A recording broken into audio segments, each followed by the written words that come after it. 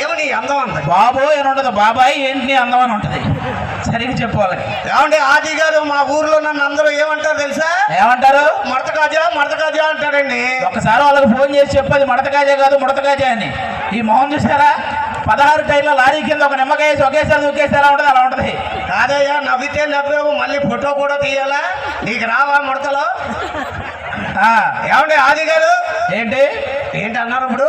అదే మడత కాజా అన్నారు కదా, ఏం చెప్తారు? ఏ సమస్యకైనా పరిష్కారం చెప్తారా? ఏ సమస్యకైనా చెప్తా. నా సమస్యకే కాదు, నా అభిమానుల సమస్య కూడా. ఎవరికైనా నాకు సమస్య ఉందండి. చెప్పు. నీ వయసు అలాంటిది, ఆటోమేటిక్గా సమస్యలు ఉంటాయి. ఆ సమస్య వచ్చిన కానీ ఆకలి ఎత్తలేదు, అన్నం గడబుద్ధి ఎత్తలేదు, ఏ పని చేయబుద్ధి ఎత్తలేదు. ఏంటది సమస్య? ఏంటంటే నేను నల్లగా ఉంటానండి. ఓకే. మా ఆవిడ కూడా నల్లగా ఉంటుంది. మా ఇద్దరికి పుట్టిన కుర్రోడు తెల్లగా పుట్టాడండి.